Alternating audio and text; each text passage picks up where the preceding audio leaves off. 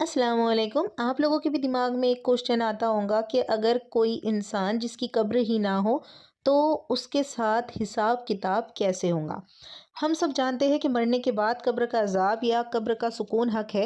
लेकिन एक सवाल जो अक्सर हमारे दिमाग में आता है मगर हम पूछने से डरते हैं, वो ये कि कब्र का मामला तो तब होगा ना जब कब्र होंगी। सोचिए, अगर कोई इंसान किसी धमाके में उड़ जाए, अगर कोई समंदर में डूब जाए और उसकी बॉडी कभी मिले ही नहीं, या किसी हादसे में कोई जलकर राख बनकर हवा में बिखर जाए, जब उसका जिस्म ही नहीं बचा और ज़मीन में कोई गड़ा ही नहीं खुदा, तो फिर उसके साथ सवाल जवाब कहाँ होंगे?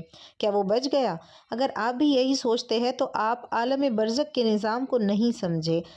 आज एक ऐसी हकीकत सुनिए जो आपके रूह को झंझोड़ देंगी। सबसे पहले एक गलत फहमी दूर कर लीजिए। इस्लाम में जब कब्र लफ्ज़ इस्तेमाल होता है तो उसका मतलब सिर्फ वो 6 फीट का गड्ढा नहीं होता जो हम कब्रिस्तान में देखते हैं। इस्लाम में कब्र का मतलब है आलम बरज़ख, यानी वो दुनिया जो मौत के बाद शुरू होती है और क़यामत तक चलती है।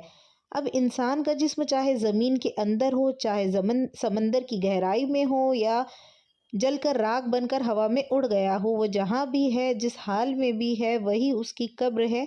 अल्लाह के निज़ाम के लिए बॉडी का साबित होना ज़रूरी नहीं है। इसे एक आसान मिसाल से समझिए।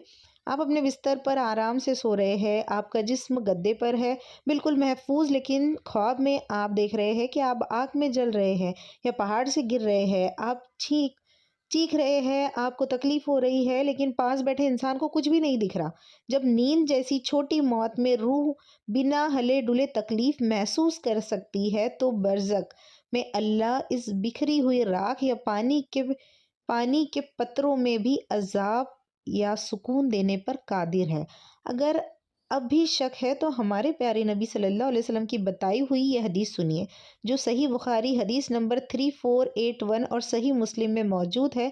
पुराने ज़माने में एक शख्स था जिसने बहुत गुनाह किए थे। जब उसकी मौत का वक्त आया तो वो अल्लाह के पकड़ से इतना डर गया कि उसने अपने बेटों से कहा, जब मैं मर जाऊं तो मुझे जला देना, फिर मेरी हड्डियों को पीसना, और जब तेज़ आंधी चले तो मेरी राख को हवा और समंदर में बिखेर देना। खुदा की कसम, अगर अल्लाह ने मुझे पकड़ लिया तो बहुत अजाब देगा। बेटों ने वैसा ही किया, उसे जलाकर हवा में उड़ा दिया गया। न जिस्म बचा न कब्र। लेकिन फिर क्या हुआ? अल्लाह ने ज़मीन और समंदर को हुक्म दिया, जो कुछ तुम्हारे पास है जमा करो। और पलक झपकते ही वो शख्स अल्लाह के सामने खड़ा था। अल्लाह ने पूछा, तूने ऐसा क्यों किया? उसने कहा, या अल्लाह, तेरे डर खौफ की वजह से तो अल्लाह ने उसे माफ़ फरमा दिया। इस हदीस से क्या पता चला? इससे ये साबित हुआ कि इंसान चाहे जल जाए, कट जाए या हवा में बिखर जाए, अल्लाह के लिए इसके ज़र्रे ज़र्रे को इकट्ठा करना